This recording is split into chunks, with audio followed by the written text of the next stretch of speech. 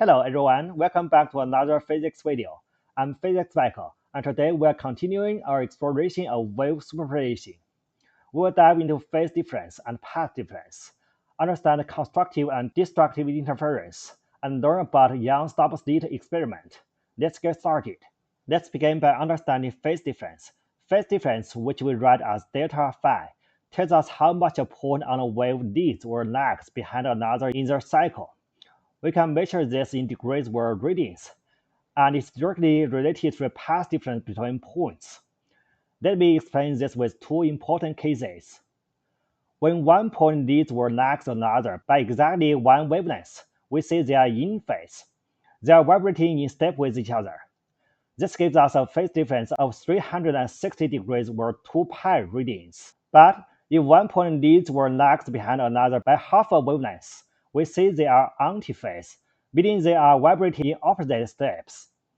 This gives us a phase difference of 180 degrees or pi radians. Now let's talk about what happens when waves meet in phase. When two waves that are in phase arrive at the same point, they reinforce each other. We call this constructive interference. This happens at points where the path difference equals any whole number of wavelengths. At these points, the waves combine to create maximum amplitude. We call these points maxima. For example, look at the point A in our diagram. The wave from source 1 leads the wave from source 2 by exactly twice the wavelength. This creates constructive interference, making point A a maximum. Remember, this only works when the two sources are coherent and have zero phase difference.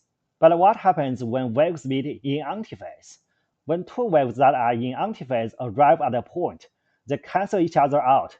This is called destructive interference. This occurs at points where the path difference equals any odd number of half wavelengths.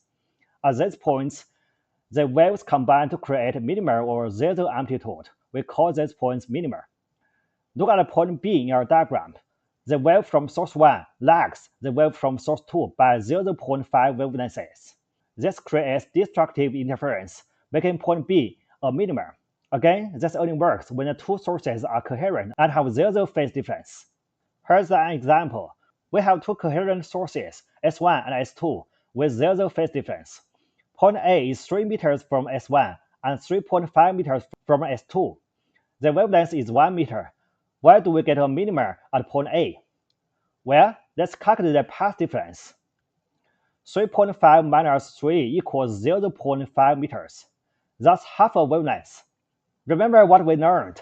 When waves meet with a path difference of half a wavelength, they have a phase difference of 180 degrees arriving at point A. So they are antiphase and create destructive interference. That's why we say a minima at point A. Then let's look at a famous experiment that demonstrates these principles, Young's double-slit experiment. In this experiment, we shine monochromatic light through two larger slits. The light diffracts through these slits, creating two coherent waves that then interfere with each other. On a screen beyond the slits, we see an interesting pattern. At the central point A, waves from both slits travel the same distance. So zero path difference means constructive interference, creating a bright spot. At point B, waves from the two slits have a path difference of half a wavelength. So destructive interference creates a dark spot. And at point C, the path difference is 1 wavelength. So constructive interference creates another bright spot. This creates a beautiful pattern of alternating bright and dark fringes on the screen. Next, let's learn the equation for Young's double-slit experiment. Lambda equals A times X divided by D. Here A is the slit separation between the centers of the slits, and X is the fringe separation, meaning the distance between adjacent bright fringes, and D is the slit-to-screen separation. Let's solve a practical example. Imagine we are using yellow light from a sodium source in our double-slit experiment. The wavelength is 589 nanometers. The slits are 0.2 millimeters apart, and the screen is 1.2 meters away. How far apart will our bright fringes be? Using the equation wavelength equals slit separation times fringe separation divided by screen distance, we can rearrange this to find fringe separation equals wavelength times the screen distance divided by slit separation. plugging in our numbers.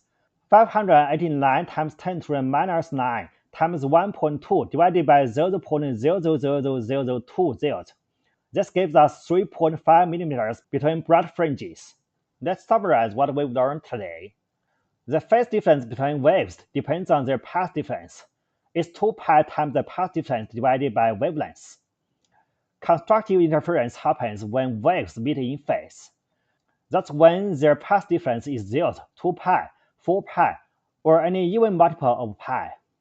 Destructive interference occurs when waves meet in antiphase, when their phase difference is pi, 3 pi, 5 pi, or any other number multiple of pi.